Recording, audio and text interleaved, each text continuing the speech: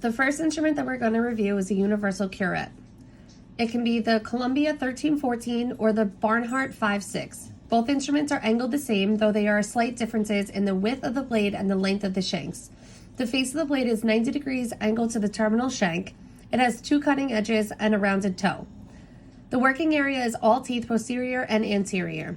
It removes subgingival and supragingival calculus.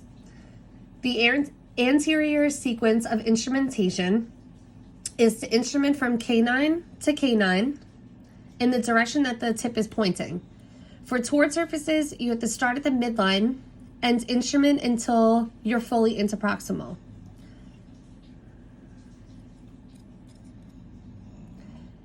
For away surfaces, you start at the midline and instrument away until you're fully interproximal. For posterior sequence of instrumentation, you're going to start at the most distal tooth and you're going to work forward towards the canines. Instrument distally until fully interproximal.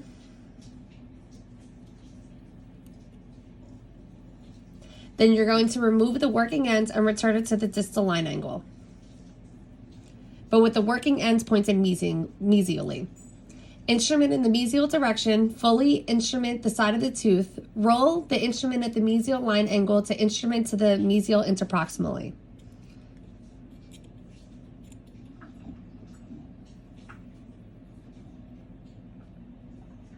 The angulation that we use for the universal curette is called close, insert, open. Closing means that you're going to close the instrument to the tooth to avoid lacerating the tissues. The face of the blade is closed, tipped towards the tooth, such that the angle is 0 to 40 degrees. Insert, you're going to insert it into the gingiva. With the instrument closed against the tooth, the working end is moved apically to the sulcus or pocket of the junctional epithelium. And then you're going to open. So you close, insert, open. Once in the sulcus, the angle of the face of the blade is opened, such that the angle is 60 to 80 degrees. The next step is going to be activation.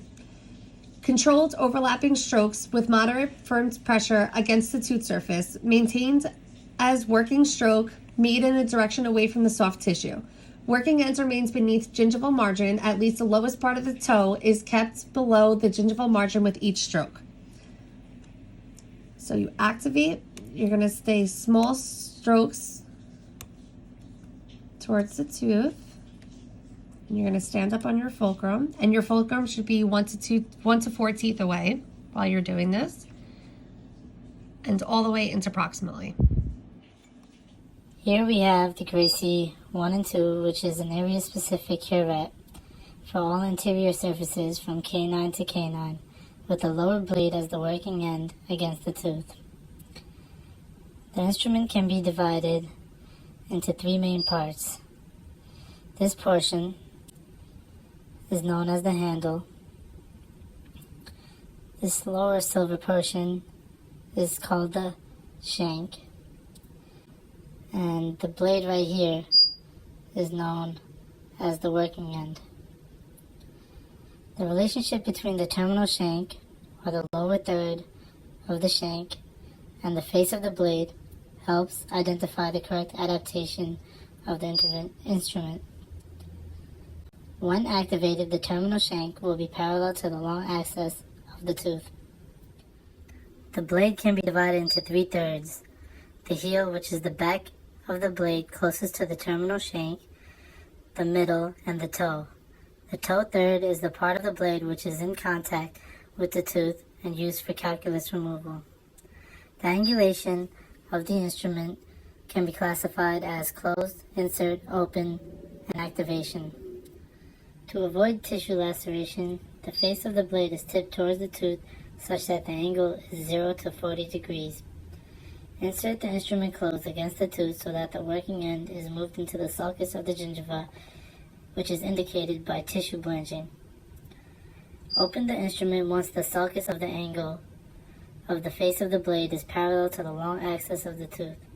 The instrument is then activated when the working angle of the face of the blade is 70 to 80 degrees from the root surface. For toward surfaces, start at the midline and instrument towards you until fully interproximal. For away surfaces, also start at the midline and instrument away from you until fully interproximal. Starting from the most distal tooth, closed, insert, open, activate, subgingival strokes. Roll until you're fully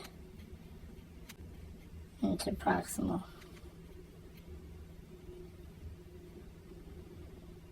The next instrument we're going to demonstrate is a Gracie 1112. This instrument is used only on the posterior mesial surfaces of teeth. You're going to start at the distal line angle and you're going to work mesially until fully interproximally. This instrument is used for subgingival calculus removal.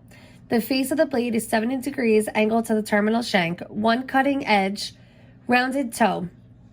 If the terminal shank is parallel with the long axis, a working angle of 70 degrees is created. To keep that working angle, you never want the terminal shank of the Gracie more than 10 degrees away from the long axis of the tooth. The angulation that we're going to use for this instrument is the same as the universal curette, which is a close, insert, open, activate. You're going to start at the distal line angle of the tooth. You're going to close towards the tooth. You're going to insert into the sulcus, open, and you're going to activate using small strokes, standing up on your fulcrum as needed. All the way, you're gonna rock, and you're gonna start rolling interproximally. Here we have the Gracie 1314, which is an area-specific curette angulated to reach distal surfaces of the posterior teeth. The instrument can be divided into three main parts. This portion is known as the handle, this is the shank, and this blade right here is the working end. The relationship between the terminal shank, or the lower third of the shank, and the face of the blade helps identify the correct adaptation of the instrument. When activated, the terminal shank will be parallel to the long axis of the tooth. The blade can be divided into 3/3. The heel, which is the back of the blade, closest to the terminal shank, the middle, and the toe. The toe third is the part of the blade which is in contact with the tooth and is used for calculus removal. The angulation of the instrument can be classified as closed, insert, open, and activation. To avoid tissue laceration, the face of the blade is tipped towards the tooth such that the angle is 0 to 40 degrees. Insert the instrument closed against the tooth so that the working end is moved into the sulcus of the gingiva, indicated by tissue blanching. Open the instrument once the sulcus is at the angle of the face of the blade, parallel to the long axis of the tooth. The instrument is then activated when the working angle of the face of the blade is 70 to 80 degrees from the root surface.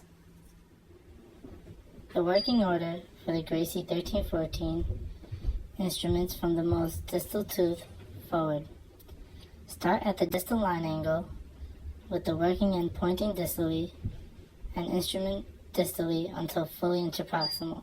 Starting from the most distal tooth, bring your instrument to the distal line angle, closed, insert, open, activate until you're fully interproximal.